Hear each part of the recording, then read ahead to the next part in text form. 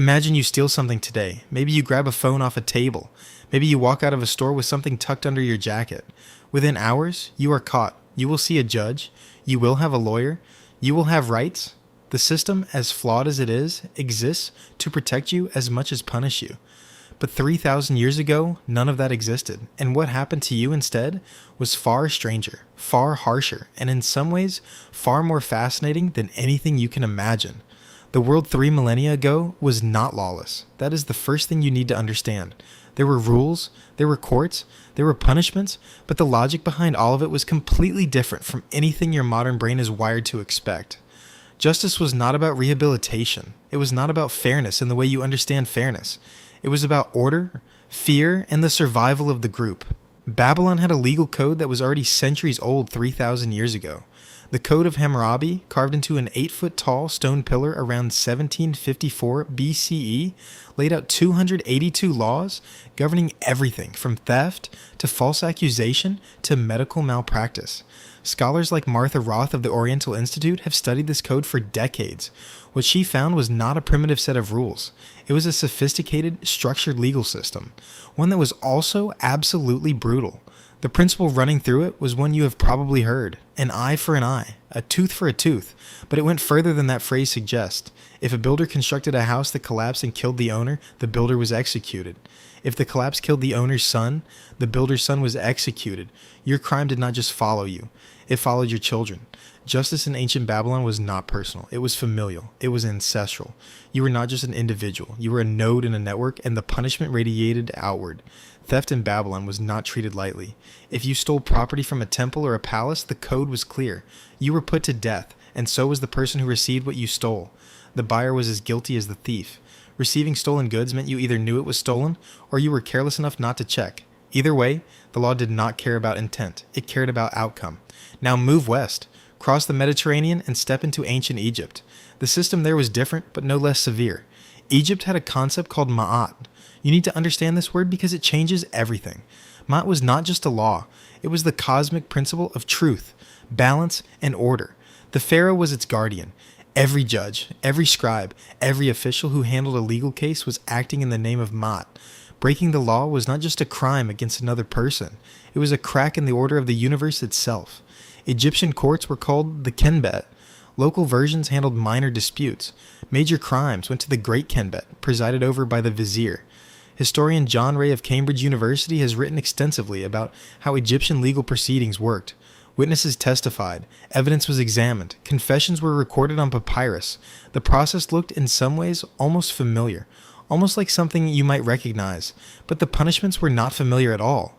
For serious crimes, Egyptians used a punishment called mutilation, not as torture exactly, as a permanent visible mark. A thief might lose a hand. A person convicted of perjury, of lying in court and corrupting Ma'at, might have their nose and ears cut off. The idea was that the punishment should be written on the body. You would carry your crime with you for the rest of your life. Everyone who looked at you would know what you had done. Your face became your criminal record. For the most serious crimes, particularly anything touching the pharaoh or the gods, the punishment was death. But even death in ancient Egypt had layers. A person condemned for a truly terrible crime, a crime against the divine order itself, could be sentenced to what scholars call the second death. Their name was erased. Their tomb was destroyed. Their mummy was burned. They were not just killed, they were unmade, erased from existence so completely that their soul could not continue into the afterlife. The Egyptians believed the worst thing that could happen to you was not dying. It was ceasing to exist entirely. Now walk further east. Go to ancient China during the Shang and Zhou dynasties, roughly 3,000 years ago. The legal system there was built on a concept called Li: order, hierarchy, ritual propriety. Confucian scholars who would later codify Chinese ethics were already working with a world where your position in the social order determined everything. A nobleman who committed a crime and a peasant who committed the same crime were not treated the same way. The law was not blind in ancient China. It was deliberately sighted. Punishments during this period followed what would later be formalized as the 5 punishments: tattooing on the face, cutting off the nose, cutting off one or both feet, castration for men, forced labor for women, and death. These were not random. They were scaled. They were calibrated. The severity of what happened to your body was precisely matched to the severity of what you had done. Historian Dirk Bode, who spent decades studying Chinese legal history alongside Clarence Morris, described the system as almost mathematical in its logic. Pain was a unit of measurement. Tattooing as punishment is worth pausing on. In ancient China, your face was tattooed with a mark that identified your crime. Not symbolically, literally. If you were convicted of theft, that word, or a symbol for it, was inked permanently into your skin. You could not hide, you could not move to another village and start over. Everywhere you went, your crime went with you, written on your face in ink that would never fade. And yet, buried inside all of this severity, there were things that would surprise you. Ancient legal systems sometimes showed a flexibility that modern law struggles to match. In Babylon, a person who could not repay a debt might be sold into slavery, but only for 3 years.